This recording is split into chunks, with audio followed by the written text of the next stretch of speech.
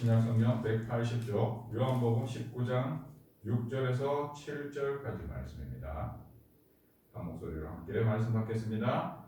대제사장들과 아랫사람들이 예수를 보고 소리질러 이르되 십자가에 못 박으소서 십자가에 못 박으소서 하는지라.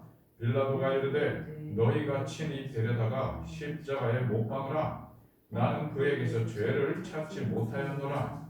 유대인들이 대답하되 우리에게 법이 있으니 그 법대로 하면 그가 당연히 죽을 것은 그가 자기를 하나님의 아들이라 함이니이다. 아멘.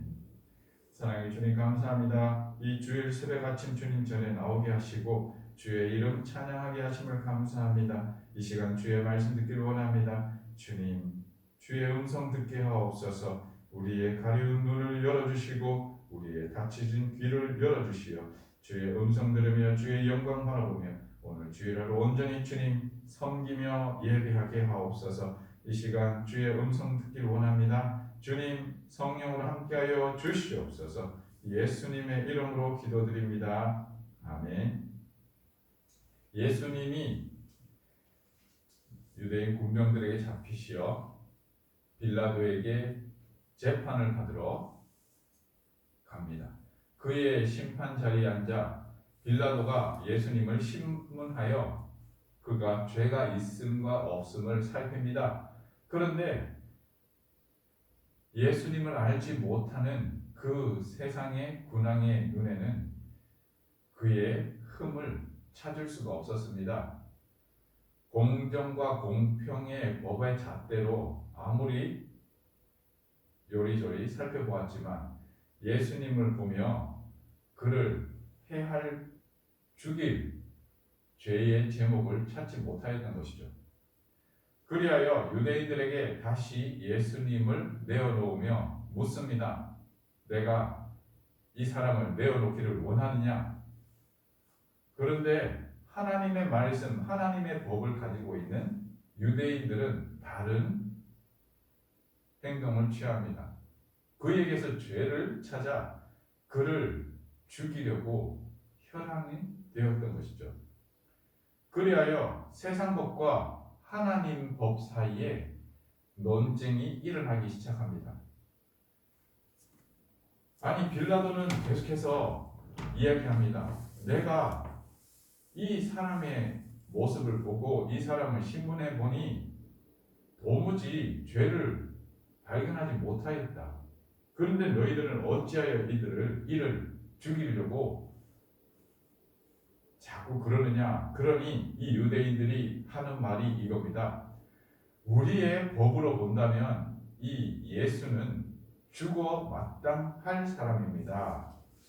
그 이유가 무엇이냐 물으니 그것은 바로 이 예수님이 바로 자기가 하나님의 아들이라고 말하기 때문입니다.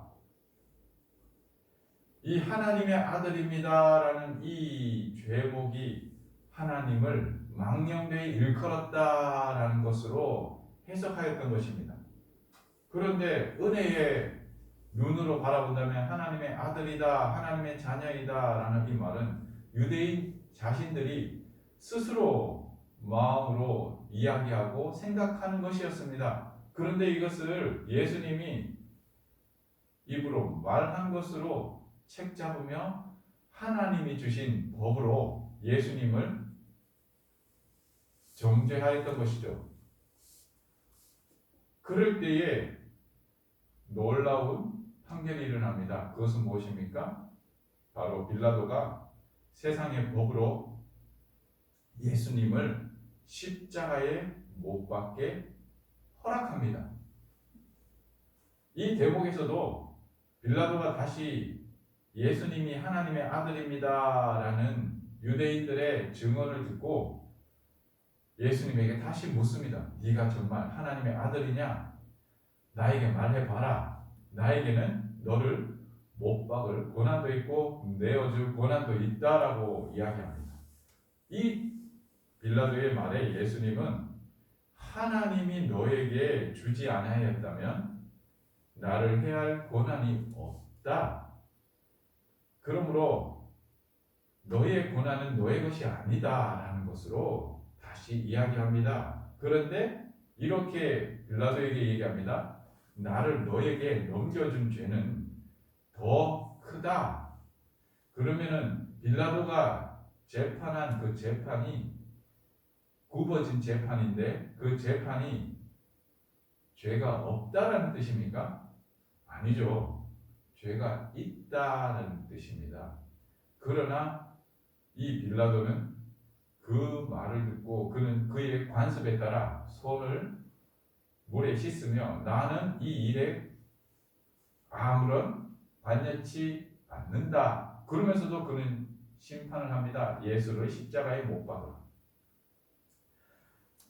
이 내용으로 결국은 예수님은 십자가에 못 박혀 죽으십니다. 그러나 하나님의 뜻이 이루어지는 놀라운 사건이 되었죠. 이 말씀 속에서 우리가 생각해 볼 것은 하나님의 복으로 우리는 얼마나 많은 것들을 속으로 때로는 입으로 심판하고 있느냐. 하나님의 법은 살리는 법이지 죽이는 법이 아닙니다. 이 율법의 내용들과 그 하나님께서 말씀하신 그 모든 말씀의 내용들을 통틀어 두 가지로 요약한다면 하나님 사랑과 이웃 사랑이라고 이야기하는 것을 이 율법의 정신이 무엇인가를 가장 핵심 사항을 이야기하였습니다. 예수님의 공생의 사역 속에서도 율법학자들과의 이야기 속에서 수만 가지로 이러한 의도를 얘기하고 가르쳤습니다. 그들도 알고 있었던 것을 우리는 미리 그 내용들을 보아 깨달았습니다. 그럼에도 불구하고 유대인들은 여기서는 대제사장들과 그의 아랫사람이라고 이야기합니다. 대제사장들을 추종하는 자들은 예수님을 십자가에 못 박게 하기를 원하였습니다. 왜 그럴까요? 그들의 법에서는 십자가에 달게 할 권한이 없었던 것이죠. 죽일 권한은 있었습니다. 우리가 보면 사도행전에 보면 돌로 스데반 집사를 죽이는 모습도 우리가 보았죠. 그 로마의 허락을 받아 하는 것이 아니라 그들의 율법적 관습을 가지고 그렇게 심판을 한 것들을 우리가 알고 있습니다. 하지만 이 십자가의 형벌은 유대인들의 권한으로는 공적인 이 사형 제도를 시행할 수가 없었습니다. 그리하여 예수님을 십자가에 못 박기를 이 대제사장들은 기대하였던 것이죠. 왜 그랬을까요? 그들의 관습과 율법 아래서는 십자가에 박힌다는 것은 저주스러운 형벌이었습니다. 돌에 맞아 죽임을 당하는 그것과는 이 사형 제도 속의 가장 최악의 제도가 바로 나무에 달려 죽는 것이었습니다. 그러므로 예수님을 끝끝내 십자가에 못 박기를 희망하였던 것이죠. 그러나 하나님은 그들의 그 마음과 의도를 벌써 미리 아시고 십자가에 달려 죽으실 것을 예언하셨던 것입니다. 이 저주의 이 십자가가 세상의 법으로 심판되도록 하나님은 유도하신 것이죠. 당신의 그 말씀으로 예수님이 죽으셨다면 너무나 이거는 오류에 빠질 수밖에 없었던 것입니다. 그리하여 세상의 법으로 세상을 심판하기 위하여 이 땅에 오신, 세상을 구원하기 오신 예수 그리스도께서 십자가에 달려 죽으시고 부활하심으로 세상의 법과 죄와 사망의 모든 것들을 끊어버리고 하나님의 말씀이 다시 부활의 생명으로 승리하신 것을 우리에게 보여주십니다. 말씀을 맺겠습니다. 하나님의 말씀은 선하십니다. 우리에게 일어난 모든 일들은 하나님의 선하심이라는 사실을 우리가 믿음으로 바라볼 때 하나님의 말씀 그 어느 한자도 우리는 버릴 수 없다는 것을 다시 한번 깨닫게 됩니다.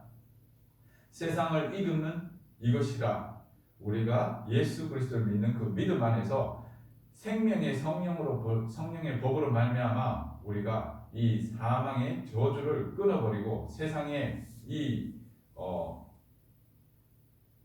오류와 그러한 무가치를 우리가 하나님의 말씀으로 다시 새롭게 만드는 자임을 기억하시고 그 새롭게 하는 그 내용은 바로 사랑이다라는 것을 다시 한번 기억하면서 오늘도 하나님 앞에서 예배할 때에 어떠한 마음으로 하나님께 나아가며 어떠한 고백으로 하나님께 드려야 할 것인가를 우리가 이 새벽 아침에 묵상하며 다시 한번 돌아보며 이 시간 기도하기를 원합니다.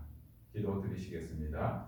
좋으신 하나님 감사합니다. 이 새벽 아침에 주님 말씀으로 우리가 무엇을 구해야 할 것인지 무엇을 추구해야 할 것인지 생각하게 하시고 돌아보게 하심을 감사합니다. 아버지 하나님, 주의 그 십자가의 그 사건이 놀라운 하나님의 예정이었으며 하나님의 뜻이었음을 이 말씀을 통하여 다시 한번 깨닫게 됩니다. 주의 말씀이 우리를 살리는 말씀이며 주의 음성이 우리를 새롭게 하는 음성이었음을 다시 한번 깨닫게 됩니다. 이 말씀을 통하여 대제사장과 같이 우리가 정죄하며 그것으로 상대방을 비난하는 것에 이 말씀을 초점을 두는 것이 아니라 살리며 세우며 섬기는 것으로 우리가 이 말씀 안에서 주의 뜻을 쫓아 살아가게 하옵소서. 오늘 우리에게 붙여주신 많은 주의 양들을 잘 섬기고 그들을 세울 수 있는 오늘 하루의 예배와 사역이 있게 하옵소서. 섬기는 우리의 손길 가운데에